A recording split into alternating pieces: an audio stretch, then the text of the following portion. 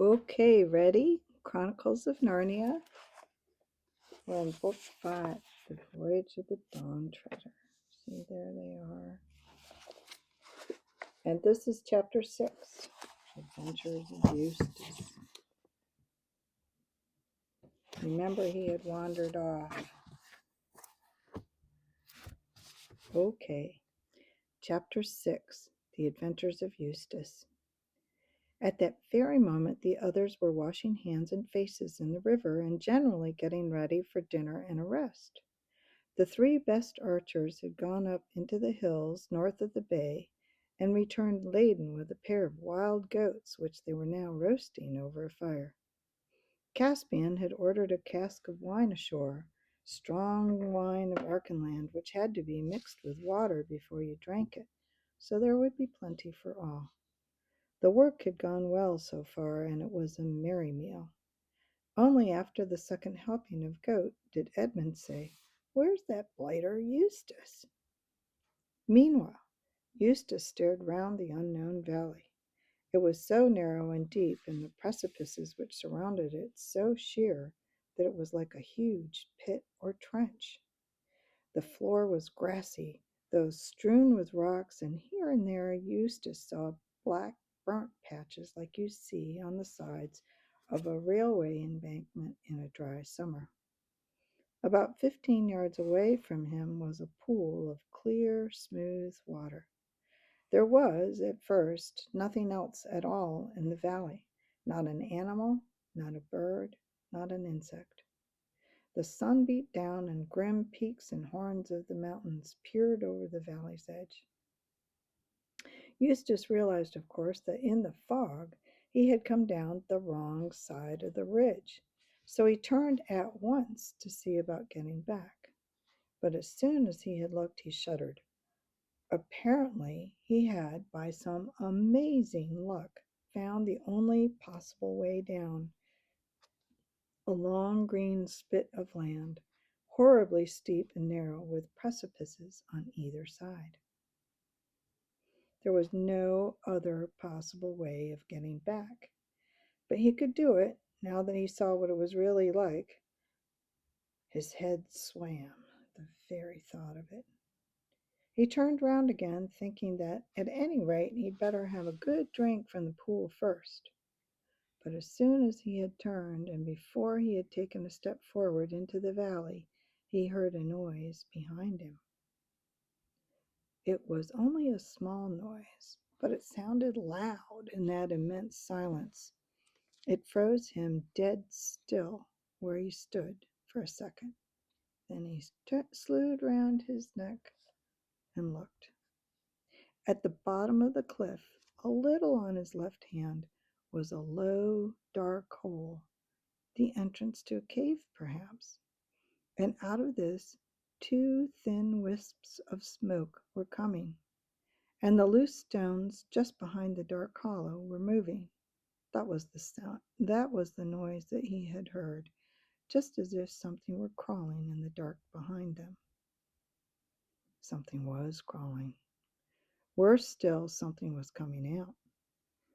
Edmund or Lucy or you would have recognized it at once, but Eustace had read none of the right books. The thing that came out of the cave was something he had never even imagined. A long lead-colored snout, dull red eyes, no feathers or fur, a long lithe body that trailed on the ground, legs whose elbows went up higher than its back like a spider's, and cruel claws. Bat wings that made a rasping noise on the stone, yards of tail, and the lines of smoke were coming out of its 2 nostrils. He never said the word dragon to himself, nor would it have made things any better if he had. But perhaps if he had known something about dragons, he would have been a little surprised at this dragon's behavior. It did not sit up and clap its wings, nor did it shoot out a stream of flame from its mouth. The smoke from its nostrils was like the smoke of a fire that will not last much longer. Nor did it seem to have noticed Eustace.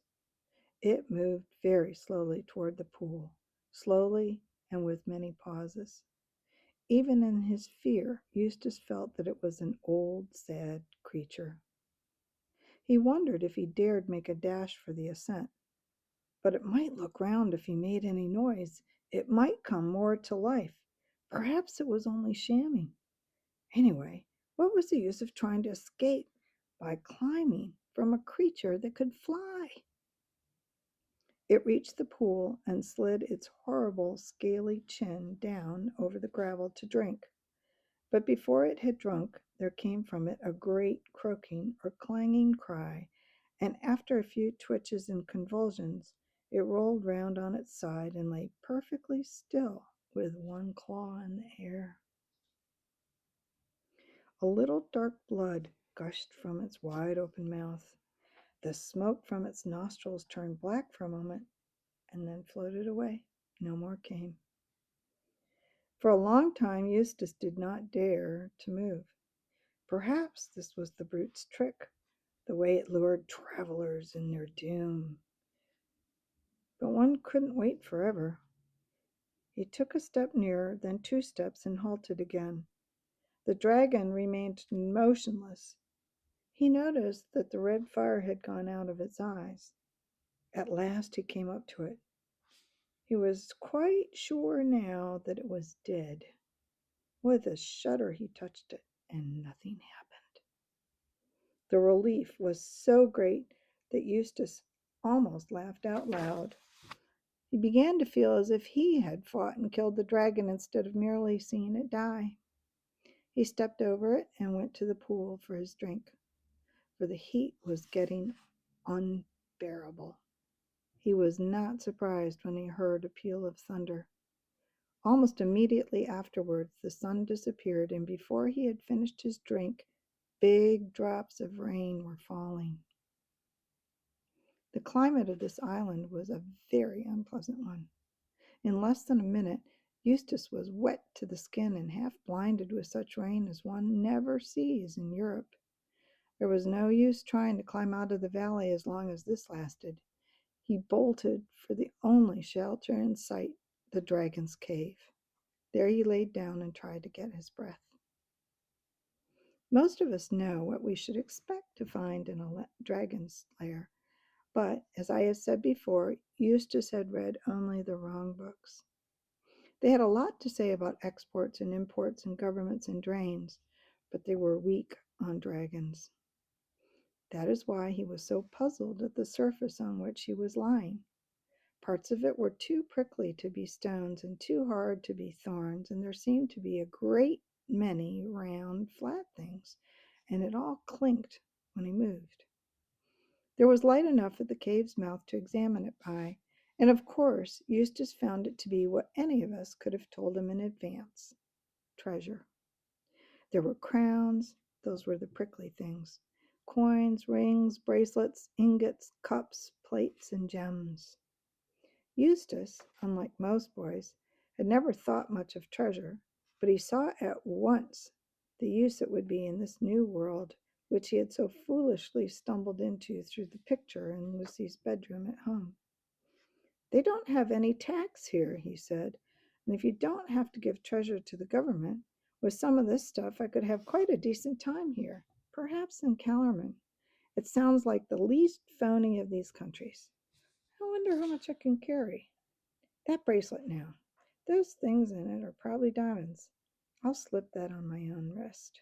Too big, but not if I push it up here, right above my elbow. Then I'll fill my pockets with diamonds. That's easier than gold. I wonder when this infernal rain's going to let up." He got into a less uncomfortable part of the pile, where it was mostly coins, and settled down to wait.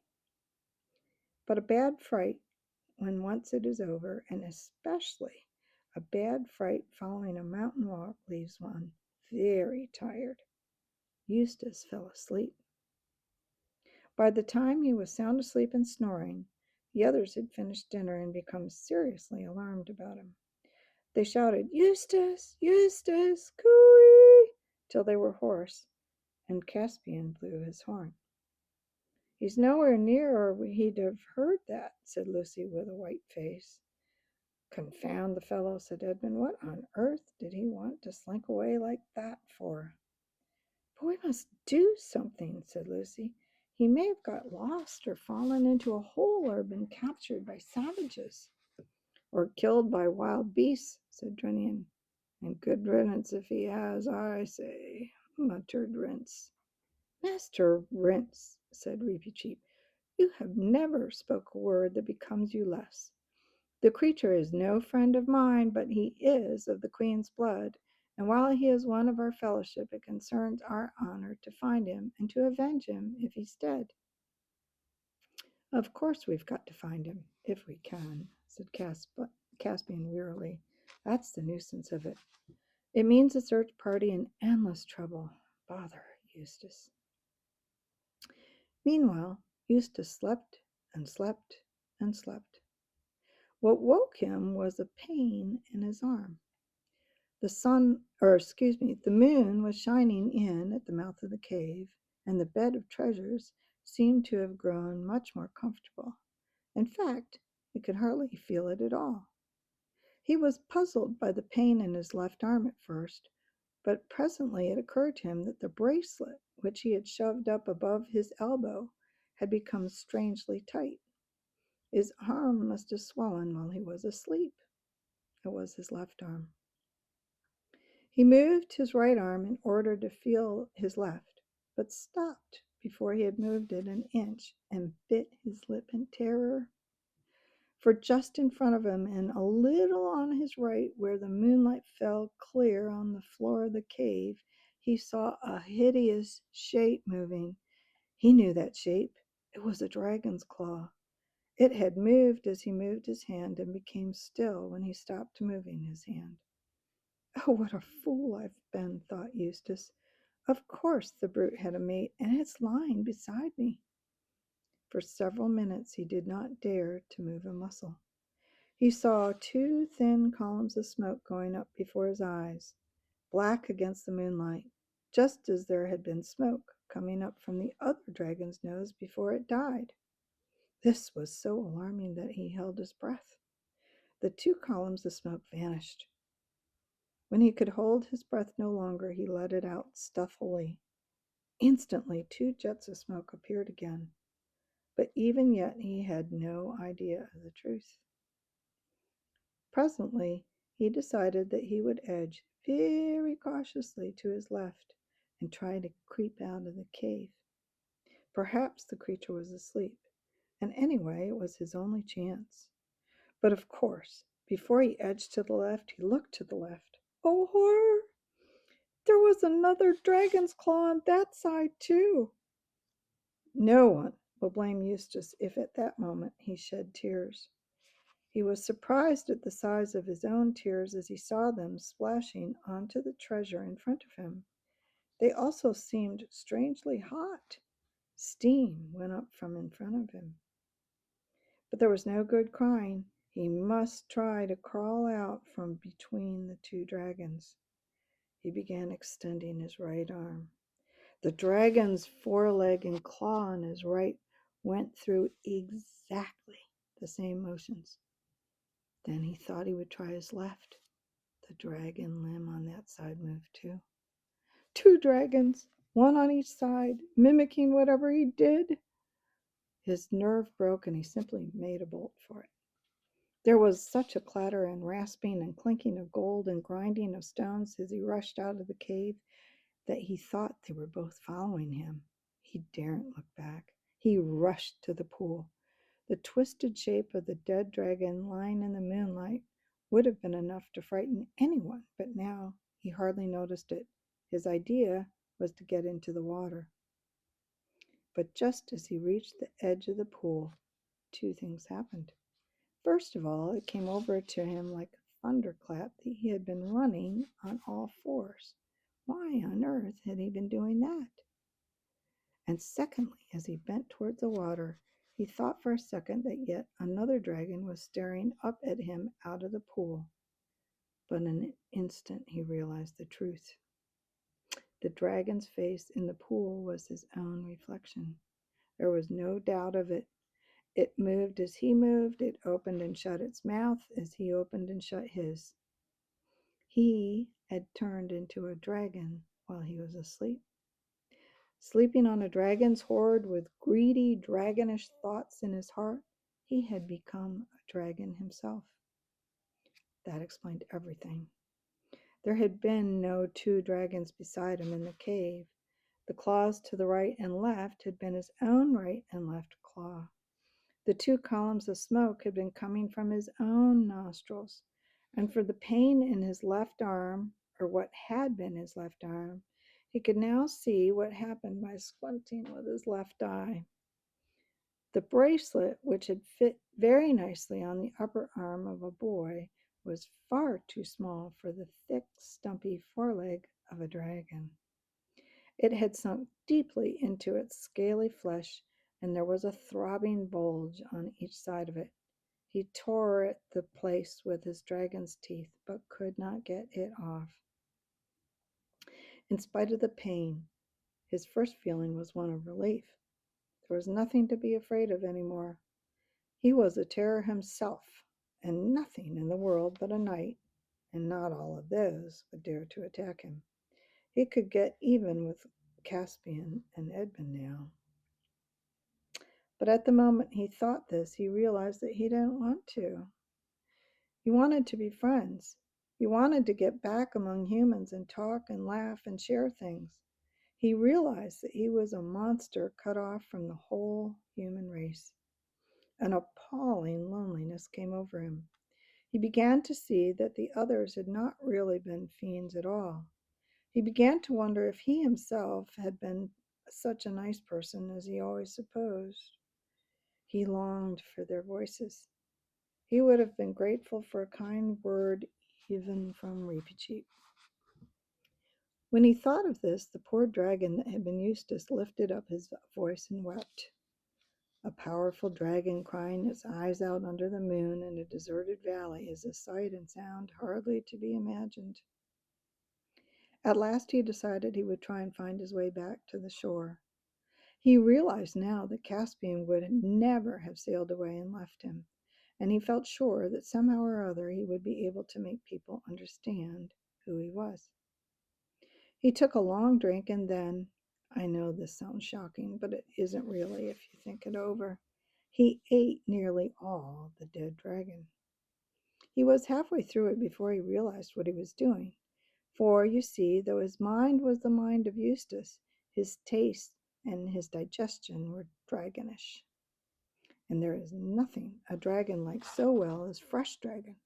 That is why you so seldom find more than one dragon in the same country. Then he turned to climb out of the valley. He began the climb with a jump, and as soon as he jumped, he found that he was flying. He had quite forgotten about his wings, and it was a great surprise to him. The first pleasant surprise he had had in a long time.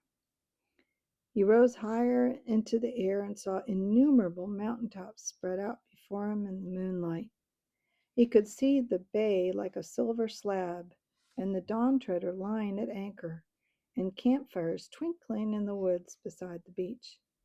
From a great height he launched himself down toward them in a single glide.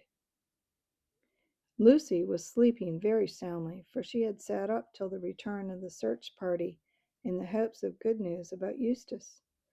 It had been led by Caspian and had come back late and weary. Their news was disquieting. They had found no trace of Eustace, but had seen a dead dragon in a valley. They tried to make the best of it, and everyone assured everyone else that there was not likely to be more dragons about, and that one which was dead at about 3 o'clock in the afternoon, which is when they had seen it, would hardly have been killing people a few hours before. Unless it ate the little brat and died of him, he'd poison anything, said Rince, but he said this under his breath, and no one heard him. But later in the night, Lucy was awakened very softly and found the whole company gathered close together and talking in whispers. "What is it? said Lucy. We must all show great constancy, Caspian was saying. A dragon has just flown over the treetops and lighted on the beach. Yes, I'm afraid it is between us and the ship. And arrows are no use against dragons, and they're not at all afraid of fire. With your majesty's leave, began Reepicheep. No, Reepicheep, said the king very firmly. You are not to attempt a single combat with it. And unless you promise to obey me in this matter, I'll have you tied up. We must just keep close watch, and as soon as it is light, go down to the beach and give it battle. I will lead. King Edmund will be on my right, and Lord Drenian on my left. There are no other arrangements to be made. It will be light in a couple of hours. In an hour's time, let a meal be served out and what is left of the wine, and let everything be done silently. Perhaps it will go away, said Lucy. It'll be worse if it does, said Edmund, because then we shan't know where it is. If there's a wasp in the room, I'd like to be able to see it.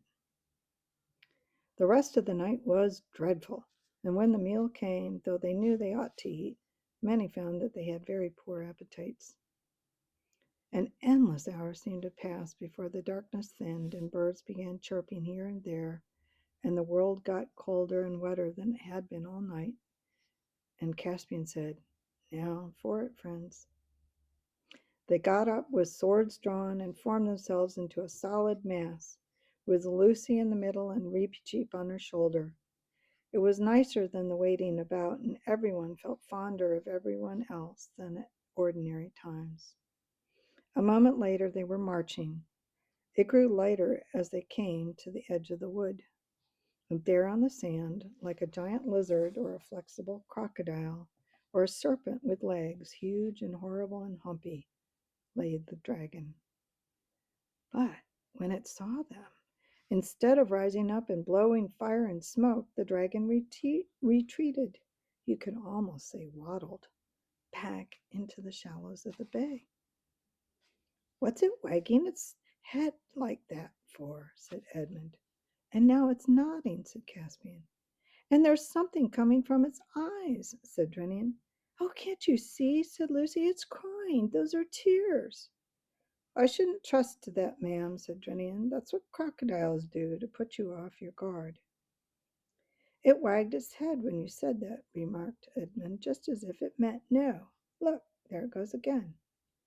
Do you think it understands what we're saying? Asked Lucy. The dragon nodded its head violently. Reepicheep slipped off Lucy's shoulder and stepped to the front. Dragon, came his shrill voice. Can you understand speech? The dragon nodded. Can you speak? It shook its head.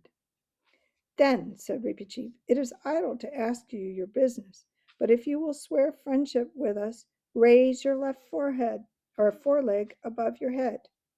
It did so, but clumsily, because that leg was sore and swollen with the golden bracelet.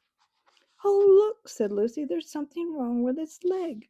The poor thing. That's probably what it's crying about. Perhaps it came to us to be cured like Androcles and the lion. Be careful, Lucy, said Caspian. It's a very clever dragon, but it may be a liar. Lucy had, however, already run forward, followed by Reepicheep as fast as his short legs could carry him, and then, of course, the boys and Drenian came too. Show me your poor paw, said Lucy. I might be able to cure it. The dragon that had been Eustace held out its sore leg gladly enough, remembering how Lucy's cordial had cured him of seasickness before he became a dragon. But he was disappointed. The magic fluid reduced the swelling and eased the pain a little, but it could not dissolve the cold. Everyone had now crowded round to watch the treatment, and Caspian suddenly exclaimed, Look! He was staring at the bracelet. So, that's it for chapter 6. Next time, chapter 7, how the adventure ended. Until then.